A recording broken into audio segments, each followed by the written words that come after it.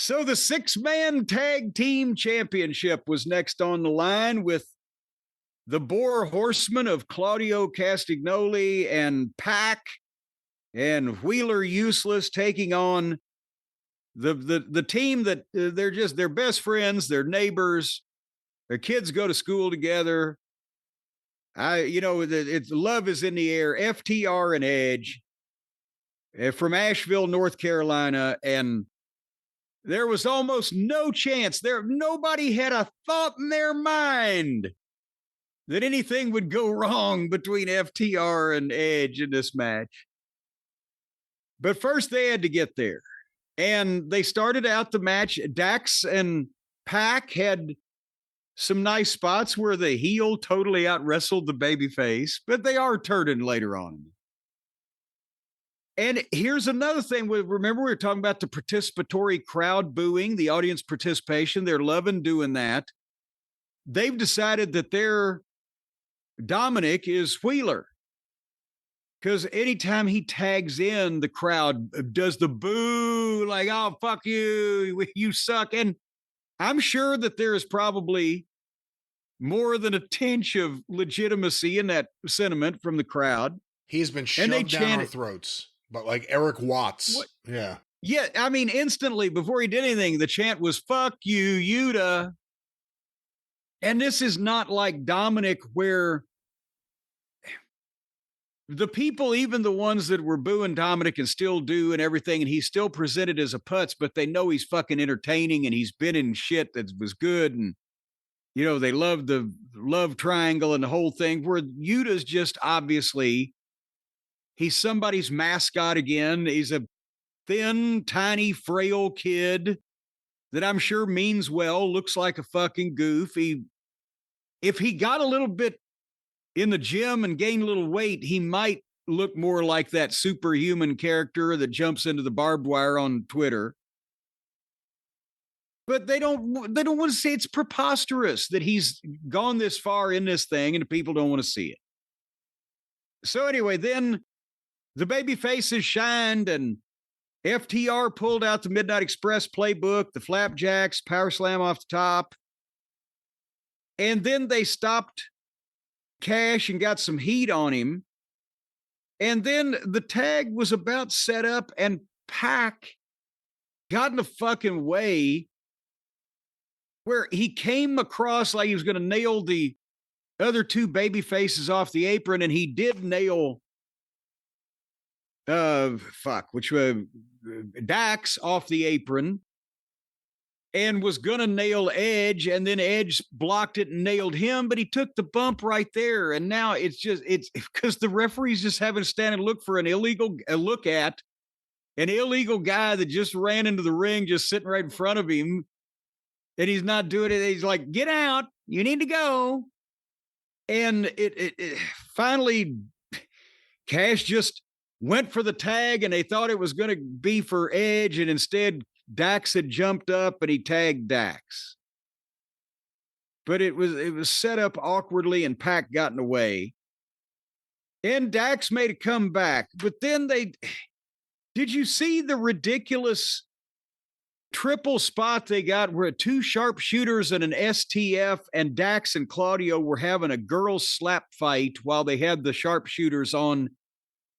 FTR has now started doing the same stupid, goofy, silly bullshit to get a pop that all these other indie level guys do. And they didn't used to. Am I just not remembering it, or did they used to be halfway more serious? Have they just stopped caring? What the fuck is going on here? That's a tricky question. I think they were more serious. I think at a certain point they were indoctrinated into AEW, and they started thinking things like Orange Cassidy were acceptable. And they started trying to justify these things. And, with this spot specifically, I can't tell you I remember it in an FTA, in an FTR match. Maybe it was, but I've seen it in a whole lot of these matches with the Death Riders or Claudio or Moxley, just right next to each other, slap me, hit me, just stop with all of this shit, because everyone's doing it. If everyone's doing it, you doing it means nothing. So yeah, I didn't like it, and I think Claudio is just the most overrated wrestler in the entire world, maybe. He didn't used to be, but I must now just acquiesce to your viewpoint. Oh, wow. So then Pac hit Dax with a leaping tombstone. Yuta gave him a splash off the top, and Pac gave him a splash off the top. Cover 1-2 cash save. And 30 seconds later, Dax got up, ran over to the corner, and tagged Edge. After the tombstone and the splash and the splash. And then Edge made a comeback, which this match was not noted tearing the house down. They pop when it looks like somebody fucked themselves up and may go to the hospital. And that's, I think, what these people watch for. So then Edge set Pac up on the top turnbuckle. He's go superplex him, but he tagged Cash. And then Cash stepped into the ring and tagged Dax. And I don't know what the fuck. These were the last guys. I tell a lie. I bet you the Motor City Machine Guns won't do it. Because I caught Dax and Cash doing the backslap tags, so that was that. And the Machine Guns, I bet you will not do that either. So they're the last tag team left in the world that actually follows the rules of wrestling. But I didn't think I'd come to the point where FTR would start making shit up on the fly. But nevertheless, so Edge has got the guy for the superplex. Cash got tagged in and turned around and tagged Dax. Like that means both of them are legal. And then Edge gave him the superplex, and Cash did the splash, and Dax did the diving headbutt, cover 1-2, and Claudio saved. And then everybody got in a stationary submission hold or holding the partners back from breaking up the stationary submission hold, so nothing was happening. But then they hit the Shatter Machine and a spear on Wheeler, and Claudio saved again. And then finally, Edge went to spear Wheeler. Wheeler leapfrogged him. Edge stopped short of Dax, but Wheeler pushed them together. And then that fucking caused him to have a double knockout. And then Wheeler hit the knee on Dax and pinned him 1-2-3. So they were really going for the heat from the people there. They gave Wheeler the pin. Your thoughts on this match before we go to the afterbirth, which is about to occur?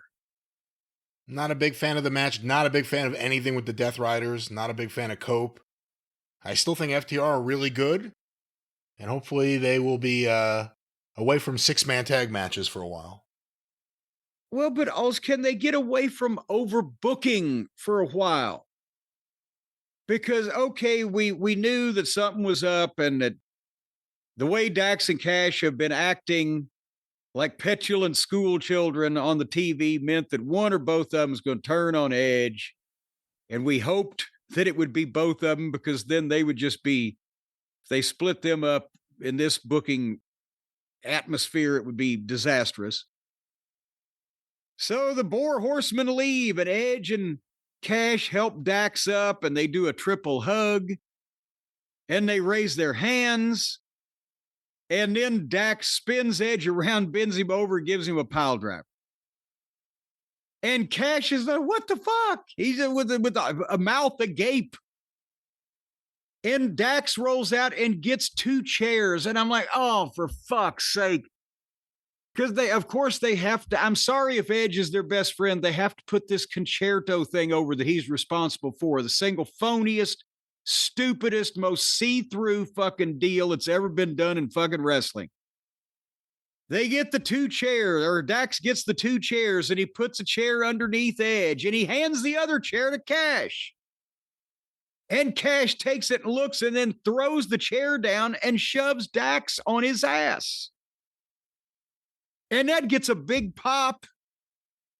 But then it turns to boos when they start booing the other babyface for not turning heel, because they don't want to see Dax and Cash break up. But then Cash helps Edge up and pulls him up into the Shatter Machine that Dax cooperates with on a second's notice. And then they give Edge a pile driver on a chair. And then Cash concertos him twice. And of course, Ed, you can't sell it. But the thing is, the guy getting hit, he doesn't even move a muscle, which, Brian, I'm sure it's like everybody, a time or two, you've had the opportunity to hit an unconscious person hard with a blunt object. So you know that it's still going to move the corpse. It's still, there's going to be a reaction or a response of this blow. Also, if it was legitimate, blood and brain matter would shoot out. For the record, I have not hit any unconscious people. You mean you do that to them while they're still around and can feel it? They may go unconscious, but I don't hit anyone once they're down. Well, nevertheless, so the guy that had to retire because of his bad neck and came back from retirement, they pile drove him on a chair and they concertoed him twice. And in the medical staff and the stretcher come out, they're there in seconds. Think of all the attempted homicides and aggravated mayhem and assault with intent to commit bodily harm with weapons that we see. Here is not only the doctor at ringside, but a medical staff and a fucking stretcher on wheels within seconds. But they won't let him put it on Edge. Cash puts the neck brace on and then lays down on the stretcher and mocks him, and Dax gives him CPR. So there's a little frivolity there also, as they've tried to. So, again, not a good match for very little fucking reason except to get this turn in. And then, why, Brian, did Cash shove Dax on his ass? What do you mean? When? Here in this match? Yes, when Dax pile drove Edge and Cash said, "What the fuck?" And Dax got the chairs and put Edge on the chair and handed the other chair to Cash. Cash threw the chair down and shoved Dax on his ass. And then Cash pulled Edge up and they gave him the shatter machine, the pile driver, the concerto twice. Why did Cash shove Dax on his ass?